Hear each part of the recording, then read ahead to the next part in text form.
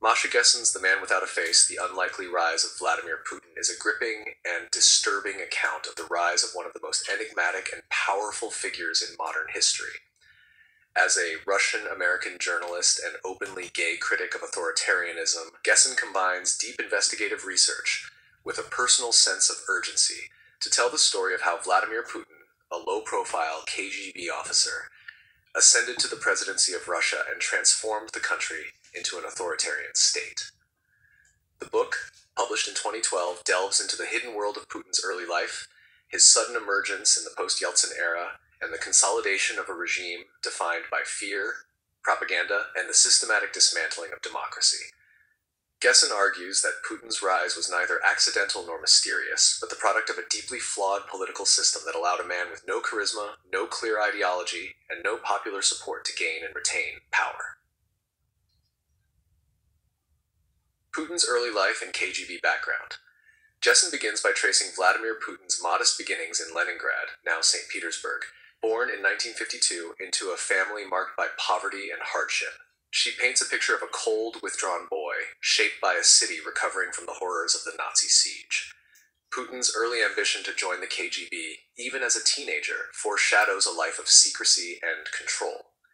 His recruitment into the KGB in the 1970s marked the beginning of his long immersion in the mechanisms of surveillance, manipulation, and intimidation. His years in East Germany are described as formative, yet underwhelming. He was not an elite spy, but rather a minor operative in Dresden with limited access to major intelligence operations. However, Gessen underscores how this KGB background provided him with both a mindset and a network that would later become central to his political strategy: loyalty, suspicion of the West, and the use of state power for personal gain. The collapse of the Soviet Union and the birth of a new elite. Gessen offers a bleak portrait of the post-Soviet 1990s, a period of chaos, economic collapse, and rampant corruption. It was in this environment that Putin began to rise. After returning to Leningrad, he became involved with the city's new democratic government under Mayor Anatoly Sobchak. Ironically, Sobchak was a reformer and liberal, but he relied on Putin's administrative loyalty. During this time, Putin began forging ties with the business elites and organized crime figures who dominated Russia's emergent capitalist economy. When Sobchak's administration collapsed, Putin's career could have ended, but instead he was quietly moved to Moscow and began working for Boris Yeltsin's administration in the mid-1990s. It was here, in a Kremlin riddled with infighting and looking for a loyal successor to the ailing and increasingly erratic Yeltsin, that Putin made his ultimate leap. Putin's rise to power. One of the most chilling aspects of Gessen's narrative is how Putin's appointment as prime minister and then acting president in 1999 was orchestrated not because of merit or popularity, but because of his perceived obedience and anonymity. Yeltsin and his inner circle wanted a successor who would protect their interests and offer them immunity from prosecution. Putin, quiet, unobtrusive, and efficient, seemed the perfect choice. Putin's initial popularity was built around the Second Chechen War, which Gessen describes with deep skepticism.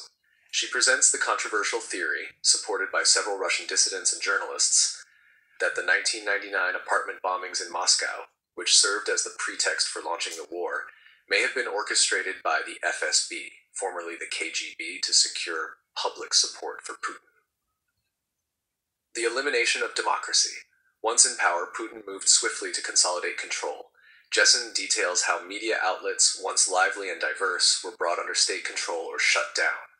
Independent journalists like Anna Politkovskaya were harassed and eventually murdered. Political opponents were jailed, exiled, or silenced. Key oligarchs who had flourished under Yeltsin but refused to bow to Putin, such as Mikhail Khodorkovsky, were imprisoned. Elections became increasingly symbolic, with outcomes predetermined and opposition candidates marginalized or disqualified. Gessen highlights how institutions such as the judiciary, the legislature, and the press were not just weakened. They were absorbed into a system where power was centralized in the Kremlin, and dissent was equated with treason. The human cost of Putin's rule. Gessen does not merely describe political change. She documents the human toll. She includes the stories of journalists who were killed, activists who were tortured, and ordinary citizens who disappeared.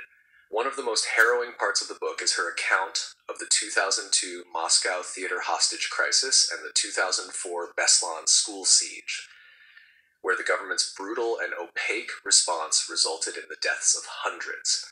Rather than fostering national unity, these tragedies were used to justify greater repression and centralization of power. The murder of Politkovskaya in 2006, a journalist known for exposing abuses in Chechnya, is presented not just as a personal tragedy, but a symptom of a state that sees truth as a threat. Gessen herself was forced to leave Russia in 2013 due to increasing threats, particularly as a critic and an LGBTQ+ individual in a country where homophobia had been institutionalized. 6. Putin's image versus reality. Throughout the book, Gessen analyzes the construction of Putin's public image: a strongman, a modern czar, a savior of Russian order.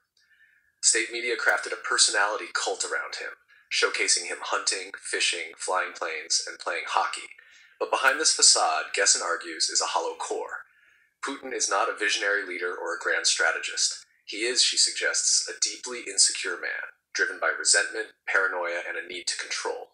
His ideological incoherence is masked by nationalism, anti-Western rhetoric, and selective memory of the Soviet past. Broader implications and Jessen's warning. Jessen's book is not merely a biography.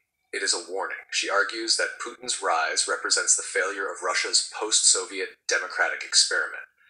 More importantly, she suggests that his brand of autocracy, steeped in secrecy, built on personal loyalty, and legitimized by fear, could be replicated elsewhere. The story of Putin is, in part, the story of how fragile democracy can be when institutions are weak and when cynicism prevails. Conclusion. The Man Without a Face is both a political biography and a psychological portrait, a journalistic investigation and a personal testimony. Masha Gessen's style is incisive, clear, and unflinching. She makes no claim to neutrality. This is a book written in defense of democracy, freedom of speech, and human dignity. It is also a portrait of what happens when those values are systematically destroyed. In the end, the title encapsulates the central thesis. Putin is a man without a clear ideology, a man who hides behind masks and manipulations, and ultimately a man who rose to power because the systems around him allowed it. Jessen's book remains one of the most important works for understanding not just Putin's Russia, but the nature of modern authoritarianism itself.